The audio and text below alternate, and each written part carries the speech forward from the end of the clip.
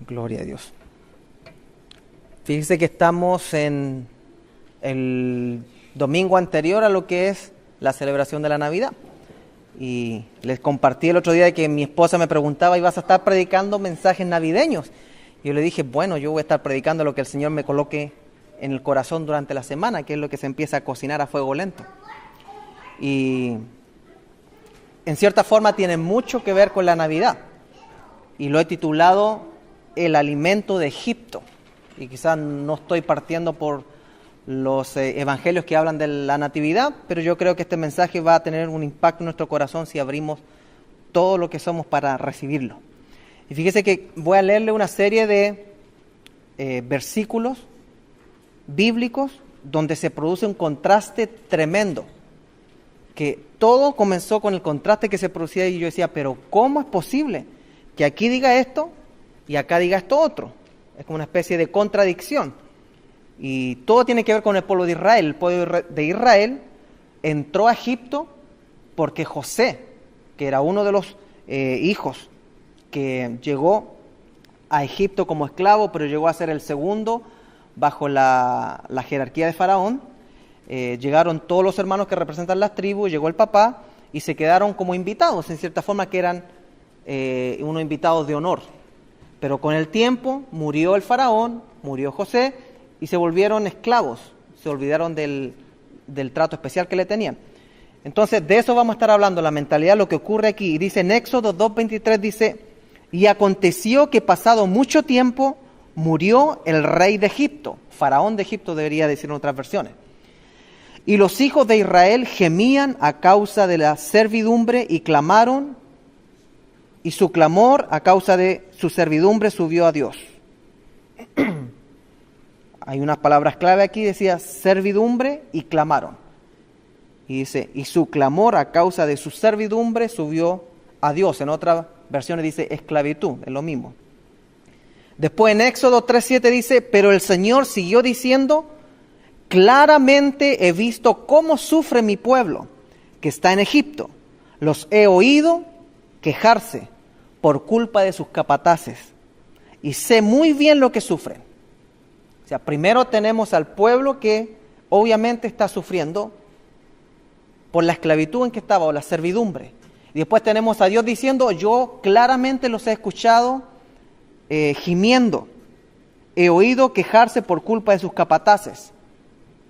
Y hasta ahí la cosa va bien. Pero después si saltamos a Éxodo 16:3, cuando Moisés ya sacó al pueblo de Israel de Egipto y estaban en el desierto, empieza a suceder algo que me hace pensar, bueno, ¿y qué pasó? ¿Que no lo estaban pasando tan mal? ¿Que no lo estaban pasando tan fuerte en esclavitud y sufriendo y gimiendo? Y me puse a leer estos versículos y dice, Éxodo 16:3 dice, y los hijos de Israel le decían, ojalá hubiéramos muerto a manos del Señor en la tierra de Egipto, cuando nos sentábamos junto a las ollas de carne, cuando comíamos pan hasta saciarnos, pues nos habéis traído a este desierto para matar de hambre a toda esta multitud. Bueno, ¿y en qué quedamos? ¿Que no estaban sufriendo en Egipto? Y van más allá, en Éxodo 17:3 y 4, dice, pero el pueblo tenía sed y murmuró contra Moisés y dijo, ¿para qué nos hiciste salir de Egipto? ¿Para matarnos de sed a nosotros, a nuestros hijos y a nuestro ganado? Entonces Moisés pidió ayuda al Señor y le dijo, ¿qué voy a hacer con este pueblo? Un poco más y me matarán a piedradas. Y vuelvo a preguntarme, ¿que no estaban tan mal en Egipto? ¿Que no estaban clamando con un gemir de esclavitud tremendo? ¿Acaso Dios no dijo, he escuchado la aflicción y el clamor de mi pueblo? Y otra vez encontramos en Números 16 del 13 y 41 que dice, no es suficiente, el pueblo otra vez está hablando, y mire lo que dice el pueblo de Israel en el desierto. No es suficiente que nos hayas sacado de una tierra que emana leche y miel. ¿En qué parte dice que Egipto les daba leche y miel? Si decía que estaban clamando porque estaban sufriendo por la esclavitud, pero aquí dice, le están reclamando a Moisés, le dicen, no es suficiente que nos hayas sacado de una tierra que emana leche y miel para que muramos en el desierto. sino que también quieras enseñorearte sobre nosotros. O sea, aparte de estarse acordando de Egipto, la tenían contra Moisés. Y yo me vuelvo a preguntar, ok, ¿que no estaban sufriendo? ¿Que no estaban clamando y gimiendo al látigo del supervisor o del capataz? Y como que se me creó esa confusión. Yo dije, Señor, ¿pero qué pasó aquí realmente? Y otra vez encontré Números 11:5 y aquí se pasaron. Aquí ya los tipos hasta recordaban qué tipo de carne y qué tipo de verduras comían allá. O sea, dice Números 11:5, dice, nos acordamos del pescado que comíamos gratis en Egipto, de los pepinos, de los melones, de los puerros, las cebollas y los ajos. Y otra vez pregunto, ¿que no lo estaban pasando mal allá? Y rematan diciendo esta frase en el desierto. Números 14:13, la parte B dice, ¿no sería mejor que nos volviéramos a Egipto? Y vuelvo al primero, Éxodo 2:23 dice, y aconteció que pasado mucho tiempo murió el rey de Egipto y los hijos de Israel gemían a causa de la servidumbre. Y clamaron, y su clamor a causa de su servidumbre subió a Dios. Y Éxodo 3:7 dice, pero el Señor siguió diciendo, claramente he visto cómo sufre mi pueblo. Entonces acá estamos viendo que los tipos comían como chanchos, como cerdos, como le dicen en su país, marranos. Y lo primero que se le viene a la cabeza cuando están en el desierto, ¿por qué no nos dejaste comiendo donde había leche y miel? O sea, a donde había riqueza, es el símbolo de estabilidad, riqueza, de buena vida, leche y miel. Eso era, se suponía, lo que iba a haber en la tierra prometida, en Canaán. Y más encima se acuerdan hasta del ajo, se acuerdan de la cebolla, o sea, tenían pescadito, tenían todo esto. Y digo, ok, explícame, Señor, ¿cómo es la cosa entonces que tú lo viste sufriendo y acá están diciendo que estabas mejor allá? Y llegué a la conclusión de que parece que Egipto hacía un excelente trabajo alimentando a sus siervos y esclavos abusados. Lo voy a repetir. Egipto hacía un excelente trabajo llenándole la barriga a sus abusados esclavos. Podían tener el látigo del supervisor, que les partía la espalda. Podían tener quizás la frialdad del trato social que le daban porque no estaban a la altura de un ciudadano egipcio. Eran extranjeros y muchas veces nosotros, extranjeros, hemos llegado a este país y hemos sentido una especie de ciudadanía, o ni siquiera ciudadanía de segunda clase, o seres humanos de segunda clase, que somos explotados. Pero ese es otro tema. Pero si hay en algo que no se equivocó Egipto, era que le daba parranda y le llenaba el estómago de tal manera que ellos no podían olvidarse cómo comían. Parece que el clamar a Dios no necesariamente significa que querían dejar de vivir en Egipto. Estaban clamando, al parecer, porque les dejaran de pegar. Porque habla que el supervisor o el que estaba encargado de la obra les pegaba. A lo mejor lo único que querían era que Dios le arreglara el latigazo en la espalda. Pero no querían dejar nada más de Egipto porque la parranda estaba re buena después del trabajo. Eso es lo que yo entiendo cuando comienzo a ver de que el pueblo da a entender que lo pasaba mucho mejor allá.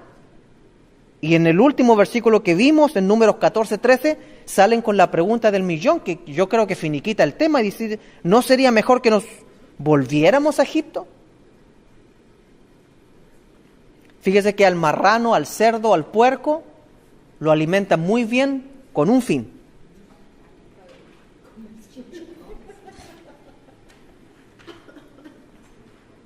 Y el único fin por el cual alimentan al marrano, al cerdo o al chancho, como decimos por el sur, es porque lo quieren sacrificar y comérselo. O venderlo peor.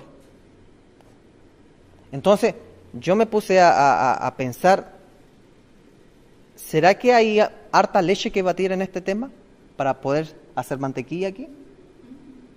¿Será que no solamente el pueblo de Israel estaban en esclavitud, sufriendo a los pobrecitos, Dios los saca y les promete? ¿Será que aquí hay algo que nosotros debemos examinar para ver qué enseñanza hay detrás de esto?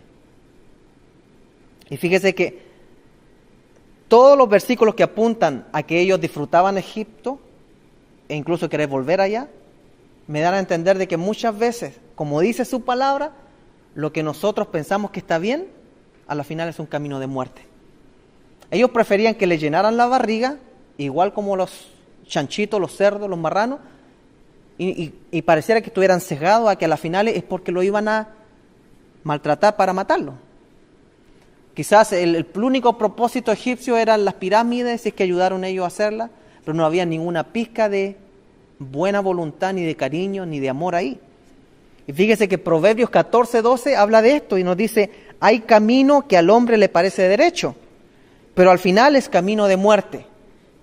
Y yo pensaba, ¿acaso ninguno de nosotros de repente ha dicho, pero si yo estaba mejor allá, me iba mejor, no tenía tantos problemas como los tengo ahora, no me rechazan tanto como lo hacen ahora mis amigos, mis familiares? Podía fusionarme e interactuar con el grupo mucho mejor como lo hago ahora. Pero esa es una venda que está en nuestros ojos, y aunque nos alimenten con risa, nos alimenten con aceptación, al final ese es un camino de muerte porque no es el propósito de Dios. Proverbios 12:15 dice: el camino del necio es recto a sus propios ojos, mas el que escucha consejos es sabio. Cuando leo todas las cosas que estaban argumentando el pueblo de Israel en el desierto, me doy cuenta de que es exactamente lo que habla Proverbios. El camino del necio es recto a sus propios ojos. Ellos preferían decir: volvamos a Egipto, donde tenemos por lo menos cebollas, ajos, melones, pepinos, pescado. O sea, ante sus ojos ellos lo estaban haciendo muy bien. Y fíjese que Proverbios 30, del 11 al 14, dice: algunas personas maldicen a su padre y no son agradecidas con su madre. Se consideran puras en su propia opinión, pero están sucias y no se han lavado. Contemplan a su alrededor con soberbia y miran a otros con desdén.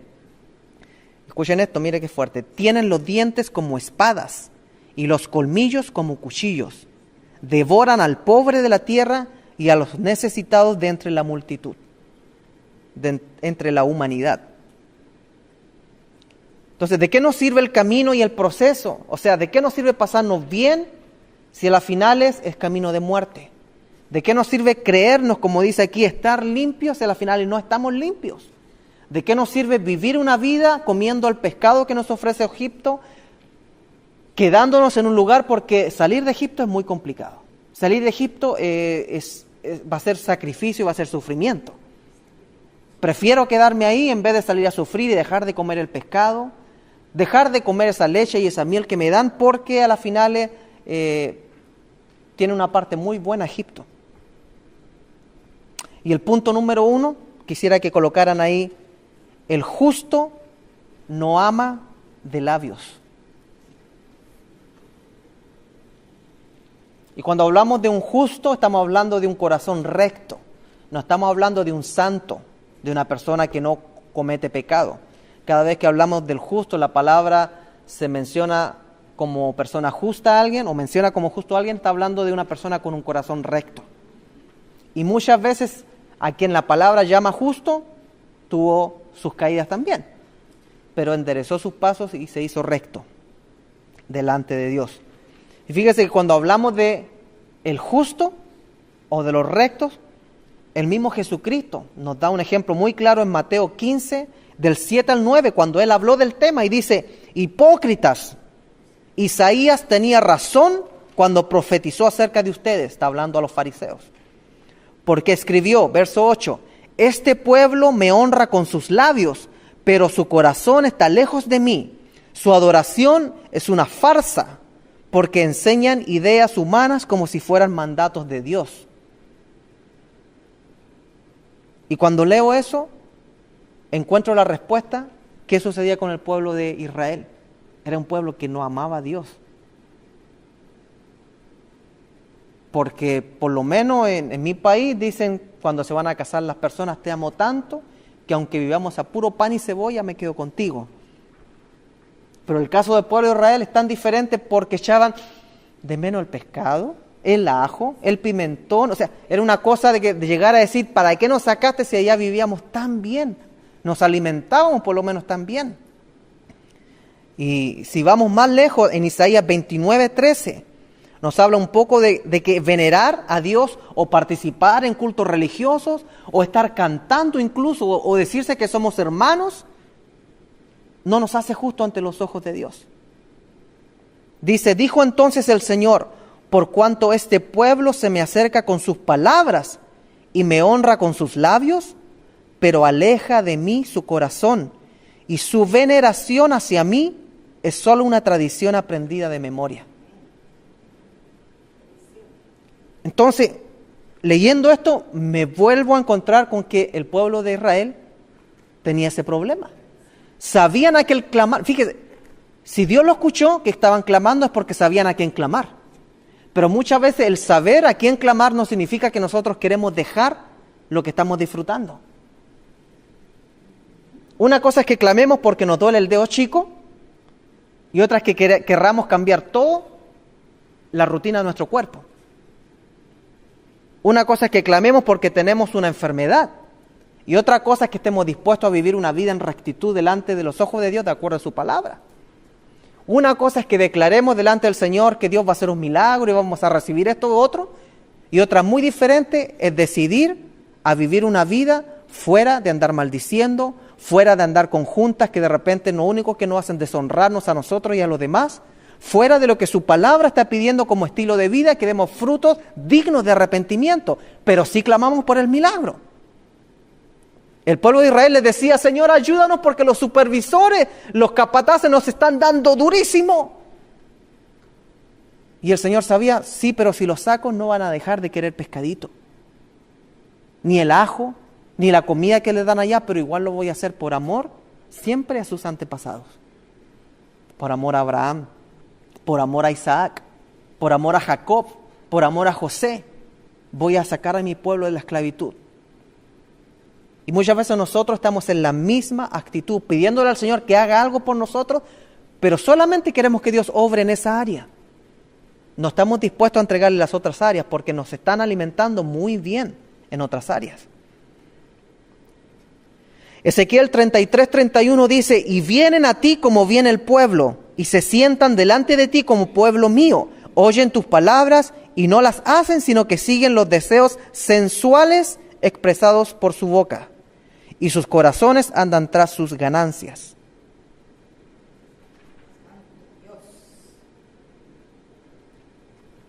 Una cosa es pedirle al Señor que nos ayude, y otra cosa es hacer lo que dice Proverbios 23:26, donde dice, dame, hijo mío, tu corazón, y que tus ojos se deleiten en mis caminos.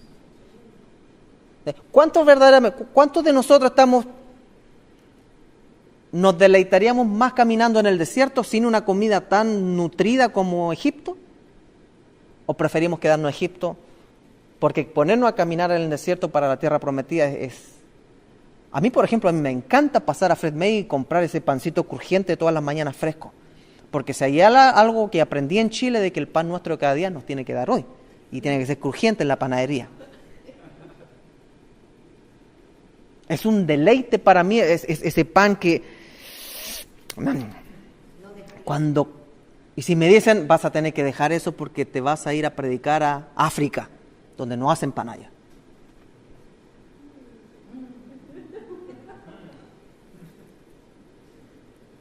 Yo crecí comiendo pescado porque mi papá era pescador. Y sí, echo muchísimo de menos el pescado. Gracias a Dios, mi esposa prepara un pescado excelente. Cualquier receta que agarra de Chile la hace mejor. Pero eso no significa que echo de menos un plato de mariscales como en Chile, donde no sé de dónde tanto mariscal que sacan, que parece que hay 20 especies metidas en un plato así chiquitito. Pero Dios no me llamó a estar comiendo mariscales toda mi vida. Me llamó, o haces mi voluntad, o si no haces mi voluntad, yo te voy a enderezar los pasos si tú quieres y vas a hacer mi voluntad sí o sí también. Y en el lugar quizás no va a haber lo mismo que había allá.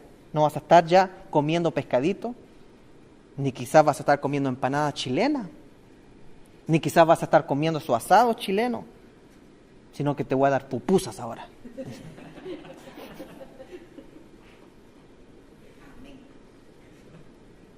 Fíjese que muchas veces nosotros hay áreas que le entregamos fácilmente a Dios y otras áreas que no estamos dispuestos a negociar con Dios para nada, de frente. Seamos sinceros, por lo menos estoy hablando por mí.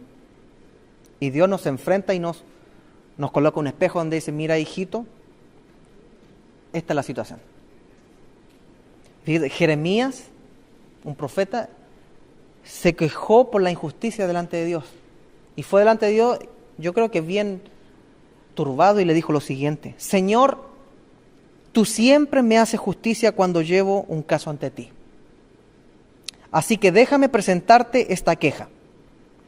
Y le pregunta la pregunta del millón, valga la redundancia: ¿por qué los malvados son tan prósperos? ¿Acaso usted no se ha preguntado eso alguna vez? ¿Por qué se tiene tanta plata? Y a mí me falta. ¿Por qué son tan felices los malignos? Verso 2 dice: tú los has plantado y ellos echaron raíces y han prosperado. Tu nombre está en sus labios, aunque están lejos de su corazón, aunque estás lejos de su corazón. O sea, aquí está hablando de personas que conocen a Dios, pero viven pachangueando. Verso 3 dice: en cuanto a mí, Señor, tú conoces mi corazón, me ves y pruebas mis pensamientos. Se la dejó cantar clarita a Dios. Tengo esta situación, tú siempre me escuchas. Mira, ¿por qué son tan felices los que no hacen tu voluntad? Son malvados, son malignos. ¿Por qué son tan prósperos? ¿Por qué tienen más que yo? Pero Dios le da la respuesta. Y el Señor le contesta a Jeremías y le dice: hombre, si te cansa competir contra simples hombres, ¿cómo podrás correr contra caballos? Si tropiezas y caes en campo abierto, ¿qué harás en los matorrales cerca del Jordán? O sea, en el fondo le está diciendo: si tú te estás complicando porque has puesto tus ojos en esa situación que para mí es tan trivial, ¿cómo vas a dar la medida para los planes que tengo yo contigo, que son mucho más que esos hombres? Y si tú te caes en un campo que no hay nada con qué tropezarse, ¿cómo lo vas a hacer cuando te tengas que caminar por campos que tienen obstáculos? En el fondo le está diciendo: mi expectativa, hijo, son mucho más que tus preguntas. Y quizás está relacionado cuando le dice: los planes que tengo para ti son planes que ni ojo ha visto ni oído ha escuchado. Son planes en los cuales tú clamas a mí y yo te revelo cosas que son misteriosas, que los ricos y los prósperos no alcanzan a tener ni escuchar. Hechos 8:18 nos dice cómo nosotros podemos tratar de buscar ese corazón que el Señor quiere ver en nosotros, en vez de estarnos quejando de que por qué prospera tanto mi cuñado, mi tío, mi tía, y por qué yo no. Dice, ¿alguna vez se ha preguntado eso? ¿Por qué prospera tanto él si yo soy mejor? ¿Por qué él gana más que yo? ¿Por qué él tiene una casa y yo no tengo? ¿Por qué él tiene un carro y yo no tengo? ¿Por qué él tiene esto? ¿Por qué él? ¿O por qué ella tiene? Y de repente empezamos a preguntarle al Señor los por qué. Fíjense que una vez me dijeron esto y yo nunca lo había visto de esta forma. Dice: fíjense que Dios manda la lluvia a todos. Ah, sí lo sabía. Sí, pero has pensado que cuando están sembrando marihuana y todas las drogas, Dios les manda lluvia igual a ellos. ¿O acaso has escuchado alguna vez que Dios manda la lluvia en la hectárea 34 de esa área? No la dejen caer porque hay marihuana sembrada, porque hay hoja de cocaína. Dios manda para todo la lluvia. El hombre decide qué hacer. Dios no le quita que caiga lluvia en ese espacio. Dios manda que salga el sol y no le dice: pero denle en sombra eso porque no andan re mal conmigo. Sale el sol igual. Lo único que van a disfrutarlo hasta que vayan a la muerte y después van a tener que dar cuentas de por qué no escucharon el mensaje cuando les llegó. Dice la palabra que está estipulado que el hombre muera una vez. Lo puede parrandear, lo puede pasar chancho toda la vida, pero va a morir. Y cuando muera, da cuentas. Y Dios es justo, dice, y Él pagará conforme a cada uno a sus obras. Entonces, a Jeremías prácticamente lo coloca en su lugar y le dice, mira, si tú te estás fijando en esas cositas, no estás apto para lo que yo te quiero mostrar entonces. Porque no alcanzas a correr con hombres y yo te quería hacer correr con caballos. O sea, cosas sumamente arriba de lo normal. Te estás tropezando en lugares donde no hay yo no he puesto ningún tropiezo y tú te estás cayendo ahí. Pero en mis planes, tú tenías que pasar por lugares donde iba a ser difícil caminar. Y yo sé que tú lo podías hacer, pero ahora veo que prácticamente no sabes caminar. ¿Cómo podemos buscar tener un corazón recto y no un corazón como los israelitas, que querían que les dejaran de pegar en la espalda, pero no querían dejar de comer en Egipto? Porque en Egipto se comía re bien. Hechos 8, 18 y 23 dice, cuando Simón, ¿qué Simón era este? Era un mago, era un tipo que practicaba la magia. Y cuando conoció a los discípulos, trató de comprar el poder que tenían los discípulos. Dice, cuando Simón vio que el Espíritu se recibía cuando los apóstoles imponían sus manos sobre la gente, les ofreció dinero para comprar ese poder. Verso 19 dice, déjenme tener este poder también, exclamó, para que cuando yo imponga mis manos sobre las personas, reciban el Espíritu Santo. Verso 20 dice, Pedro le respondió, que tu dinero se destruya junto contigo, por pensar que es posible comprar el don de Dios. Tú no tienes parte ni derecho en esto, porque tu corazón no es recto delante de Dios. Y le da un consejo, el consejo que viene para nosotros también cuando no tenemos un corazón recto. Cuando tenemos un corazón parecido al pueblo de Israel que le decía, ayúdame, libérame de esta área, pero no estoy dispuesto a dejar esto otro. Eso no es tener un corazón recto. Y le dice, y este consejo es para nosotros. Y se quedaron como invitados, en cierta forma que eran unos invitados de honor. Pero con el tiempo murió el faraón, murió José, y se volvieron esclavos. Se olvidaron del trato especial que le tenían. Entonces, de eso vamos a estar hablando, la mentalidad, lo que ocurre aquí. Y dice en Éxodo 2:23, dice, y aconteció que pasado mucho tiempo murió el rey de Egipto. Faraón de Egipto debería decir en otras versiones. Y los hijos de Israel gemían a causa de la servidumbre y clamaron, y su clamor a causa de su servidumbre subió a Dios. Hay unas palabras clave aquí, decía servidumbre y clamaron. Y hasta ahí la cosa va bien. Pero después, si saltamos a Éxodo 16:3, cuando Moisés ya sacó al pueblo de Israel de Egipto y estaban en el desierto, empieza a suceder algo que me hace pensar, bueno, ¿y qué pasó? ¿Que no lo estaban pasando tan mal? ¿Que no lo estaban pasando tan fuerte en esclavitud y sufriendo y gimiendo? Y me puse a leer estos versículos y dice, Éxodo 16:3 dice, y los hijos de Israel le decían, ojalá hubiéramos muerto a manos del Señor en la tierra de Egipto, cuando nos sentábamos junto a las ollas de carne, cuando comíamos pan hasta todo lo que somos para recibirlo. Y fíjese que voy a leerle una serie de versículos bíblicos donde se produce un contraste tremendo, que todo comenzó con el contraste que se producía y yo decía, pero ¿cómo es posible que aquí diga esto y acá diga esto otro? Es como una especie de contradicción. Y todo tiene que ver con el pueblo de Israel. El pueblo de Israel entró a Egipto porque José, que era uno de los hijos que llegó a Egipto como esclavo, pero llegó a ser el segundo bajo la jerarquía de Faraón, llegaron todos los hermanos que representan las tribus, llegó el papá, y dice, y su clamor a causa de su servidumbre subió a Dios. En otras versiones dice esclavitud, es lo mismo.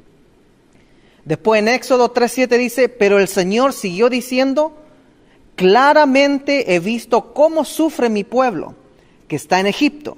Los he oído quejarse por culpa de sus capataces, y sé muy bien lo que sufren. O sea, primero tenemos al pueblo que obviamente está sufriendo por la esclavitud en que estaba, o la servidumbre.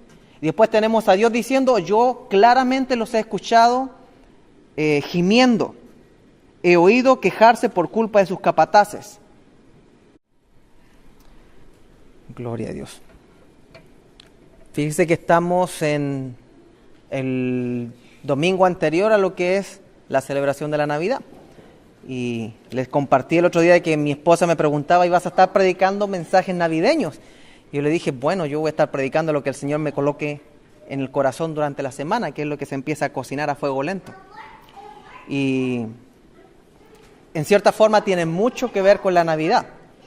Y lo he titulado El alimento de Egipto. Y quizás no estoy partiendo por los evangelios que hablan de la natividad, pero yo creo que este mensaje va a tener un impacto en nuestro corazón si abrimos